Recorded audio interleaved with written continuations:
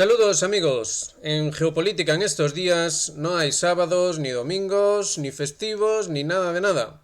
La situación está, como siempre, efervescente de noticias y muchas de ellas preocupantes.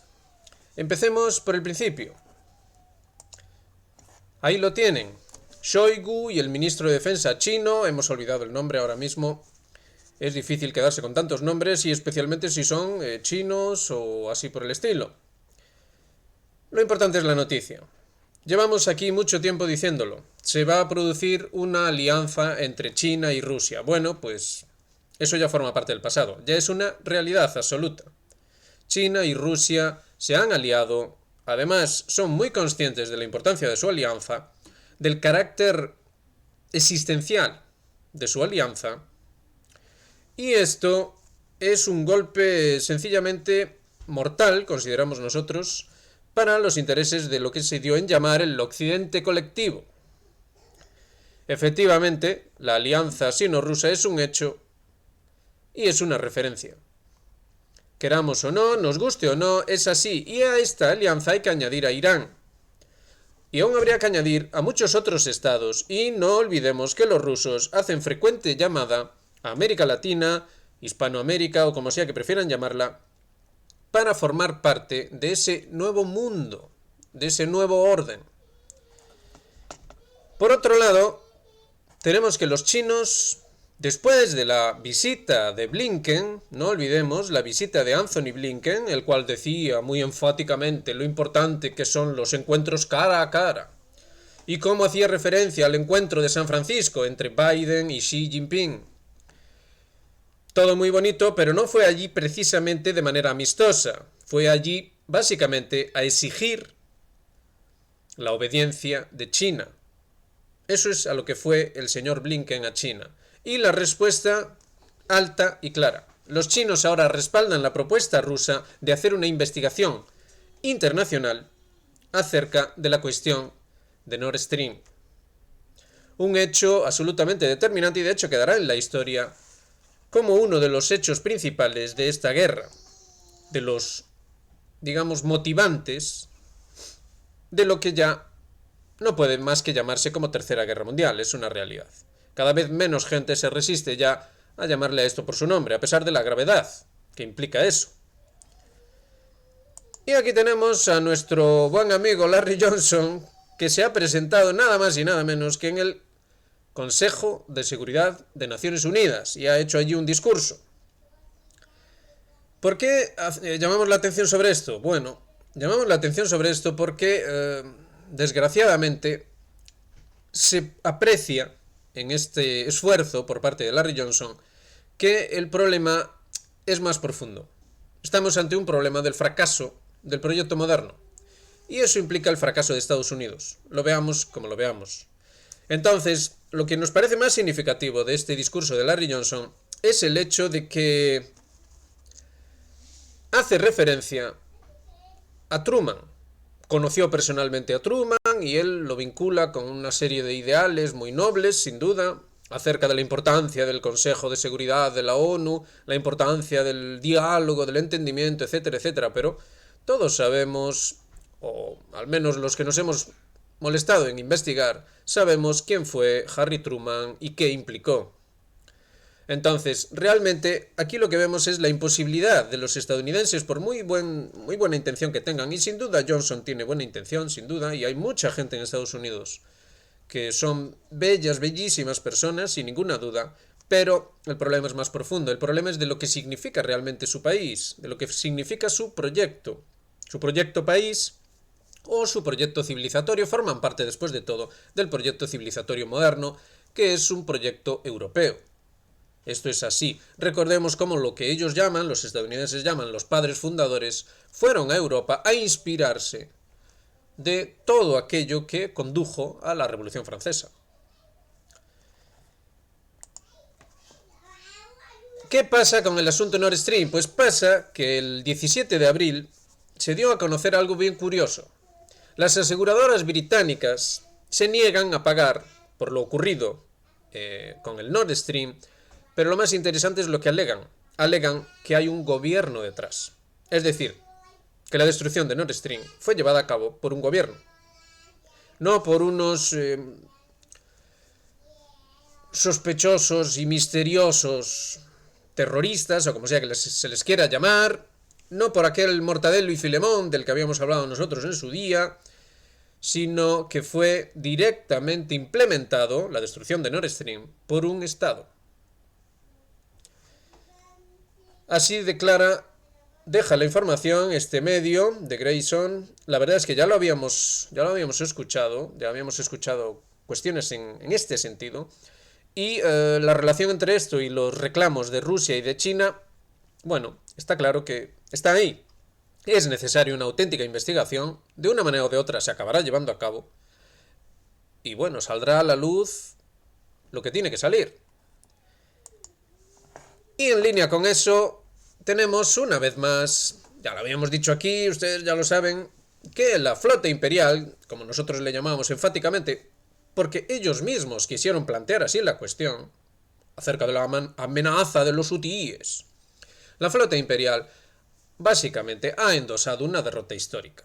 Básicamente, esa fuerza tremenda que nos ponían en la televisión con los barquitos y todos esos portaaviones y todas esas imágenes a lo Top Gun y todo eso, son papel mojado, amigos.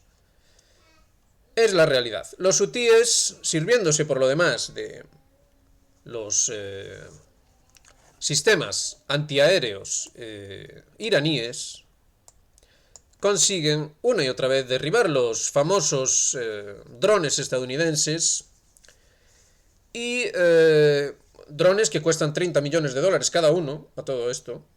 Y básicamente se ha comentado también la salida precipitada del destructor Eisenhower, o quizá era un portaaviones, lo que fuese. Algunos barcos de guerra tuvieron que salir rápidamente de allí porque la situación era peliaguda. Y ahora se habla de, ya lo leen ahí, un petrolero británico, pero eso sí, que iba escoltado por un barco militar británico.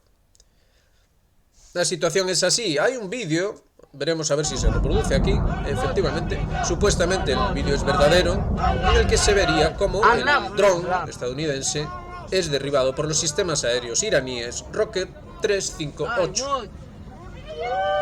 Ahí se ve la explosión y, en fin, sea verdadero el vídeo o no, lo que sí está bien claro es que los hutíes dominan el Mar Rojo. Guste o no, esa es la realidad.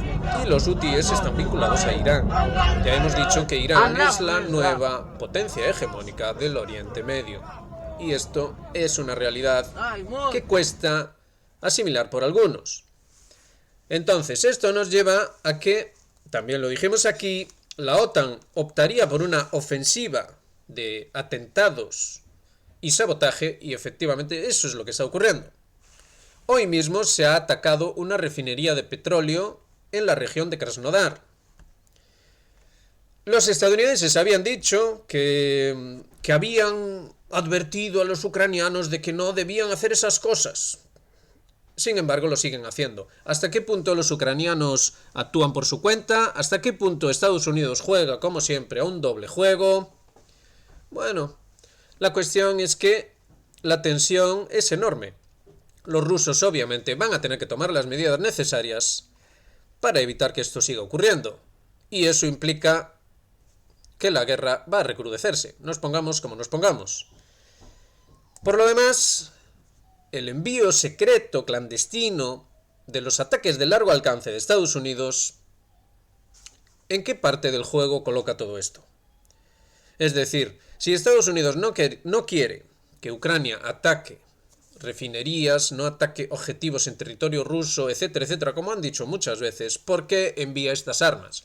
Es lo mismo que pasa en Israel. Si Estados Unidos no quiere que haya un genocidio, si Estados Unidos quiere la paz en la zona, ¿por qué inunda de armas al Estado de Israel? Siempre la misma historia. Sea como sea, este asunto de los misiles de largo alcance, que por lo demás ya se dice que golpeó en el último ataque fuerte que se produjo en Crimea, el aeródromo de Crimea, habría que, lo mismo, analizar la cuestión realmente grave de este asunto, y es que Si Occidente ya suministra, y efectivamente ya es una realidad, misiles de largo alcance a Ucrania, entonces, ¿dónde se va a parar esa ofensiva rusa? ¿Dónde va a estar el punto de seguridad? No olvidemos que todo esto empezó con la cuestión del no ultimátum de diciembre de 2021, en el cual Rusia exigía mantener su seguridad y, en torno a esto, exigía la retirada de la OTAN a las fronteras, llamémosle así, de 1997, nada menos.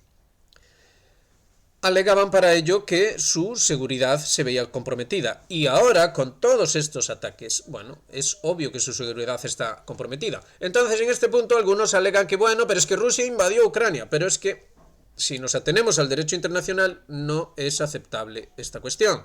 La resolución, precisamente, del Consejo de Seguridad de la ONU respalda la intervención rusa. Nos guste o no, eso ya es otra historia. Pero es así. Entonces, si seguimos en esta dinámica, repetimos, ¿dónde se supone que se van a detener los rusos para garantizar su seguridad? Así de grave es la cuestión. No es ninguna broma, y con esto ya llegamos a la noticia final. Aquí tenemos a nuestro amigo francés, nuestro presidente de la République, diciendo que Europa es mortal, que puede morir. Bueno, y nosotros preguntamos, ¿cómo no va a morir cuando no se responde a las preguntas que, por ejemplo, hemos planteado en este vídeo de hoy? Enfrentarse a Rusia, nada menos. No permitir llegar a un entendimiento con Rusia para que Rusia vea garantizadas sus preocupaciones de seguridad. No atender al derecho internacional. No obrar en consecuencia de lo que, después de todo, es un entendimiento necesario. Han salido noticias de que ahora la OTAN reclama francotiradores de élite españoles para, no se sabe muy bien qué, defender el flanco oriental, como dicen ahora. Defender el flanco oriental de la OTAN. Bueno, en ese flanco oriental está Rusia. Ya se han enviado municiones de Patriot. Ahora nos vienen con esto de los francotiradores. ¿Con qué nos vendrán después? Para terminar, lo que no dice el señor Macron es que la deuda francesa y también la española son colosales. Sencillamente se están saliendo de rango. En bulto, la deuda italiana sería incluso mayor, pero la cuestión es, ¿cómo de capaz es la economía francesa, la economía española, de, no vamos a decir garantizar, pero más o menos trampear ese bulto de deuda? Y en ese sentido el gráfico se sale por completo. Entonces, ¿le interesa al señor Macron distraer la atención? ¿Le interesa a Pedro Sánchez, que de hecho ahora mismo está haciendo un show con su supuesta dimisión, lo va a decir el lunes?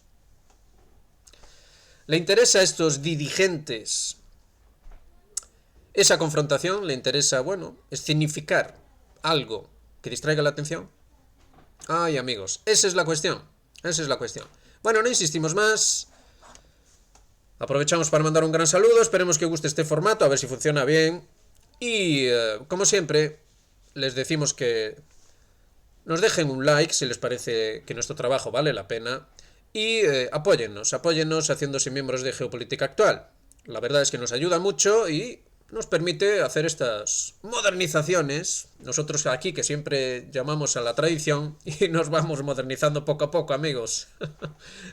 Bueno, aprovechamos para mandar un enorme saludo, un afectuoso saludo. La verdad es que sus comentarios nos llegan al corazón. Muchas gracias por esos comentarios. Y como siempre, saludos muy cordiales. Claro que sí. Hasta la próxima.